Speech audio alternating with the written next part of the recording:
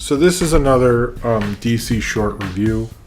It is Amethyst, Princess of Gemworld. Now, this has nothing to do with Steven Universe. No one I knew from this show watched it when I watched it, so we can not go into that one. But Amethyst, Princess of Gemworld was one of the DC shorts that I was actually a big fan of when I was watching DC shorts, much like when I talked about the Aardman or DC's World's Funniest. This has nothing to do really with the actual DC character, who I was unaware of before I watched these. And if you never are like, I don't know who this person is, don't worry, these shorts have not much to do with her. It is actually about a ordinary girl who is, I believe, and these things go real fast, by the way, I believe is making her own video game, then gets sucked into the video game, becomes sort of a princess who's fighting bad guys and stuff to save, like, basically this, the prince of this, like, frog town or whatever.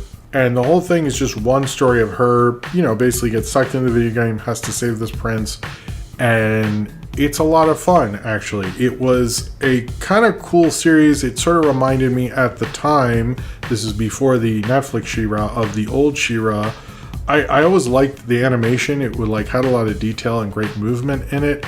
I like the idea of someone being sucked into a video game and becoming a warrior, sort of a Last Starfighter type of vibe, I would say.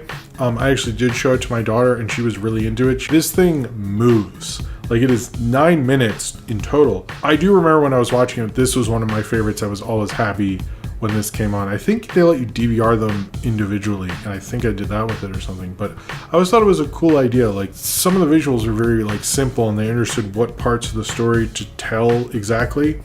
But, like, the actual Amethyst is, like, a totally different story.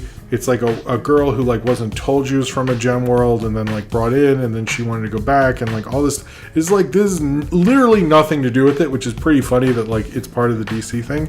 But it's also, like, a great concept, like someone being sucked into a video game and being a hero, kind of like, I guess the Super Mario movie. But, well, no, he's not, he's sucked into a world. It's not a video game in his mind.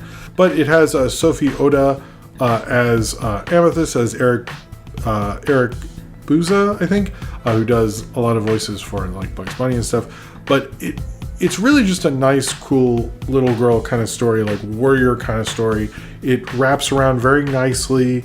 There's going to be a link below for the playlist of all of them. There's one there where it's all cut together. They had some, like, black spots in it between them, which I don't love, so I just recommend watching the playlist. No offense to the person who cut them all together. Anyway, for people to watch this is really cool. I always just thought this was really neat. I thought it was a cool, like, adventure idea, and I like the character of Amethyst because oftentimes she's like, oh, if I was going to do this in a game, how would I do it? And, like, you kind of see her arc, and, like, you see how she's uncomfortable with it, but also having cool action sequences at the same time, which I think very few things can do as well as this did. I know this was made by basically someone who doesn't direct a lot, actually. Brienne Dohard, who directed all 7 episodes and ended up working on DC Superhero Girls and in the art. She does a lot of art department stuff more often than directing.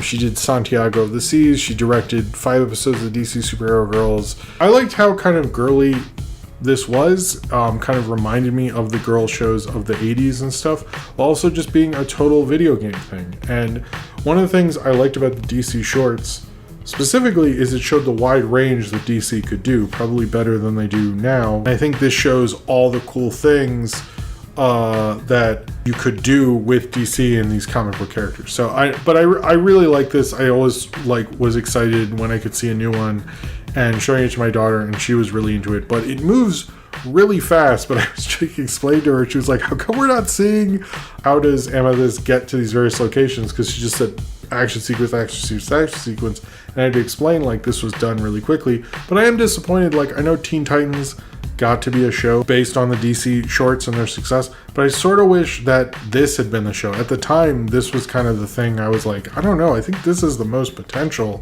I wish it had been a movie or something. Like, it really does feel like something you could expand upon and do more with that character. It feels like we're getting like a proof of concept trailer almost with this show.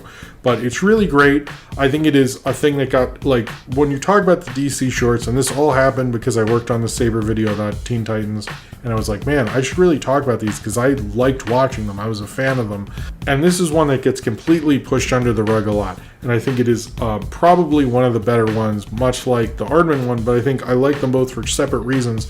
This shows the potential and the animation potential DC really has, and what wide range of cool stuff they can make with it. And taking a character like Amethyst and making this like, really this has nothing to do with Amethyst, I don't think, but it's so good, the comic book character, but it's so good at it. I really do quite like it, and I highly recommend it if you've never seen it. I think it's one of the better and one of my favorite DC shorts, and I think it shows you the potential and the fun and the idea of the concept of being stuck in the video game and trying to figure it out. And a girl who would never be able to do those things in real life. I think it is like all the great fantasy worlds put together into a great, cool, fantastical fantasy story animation.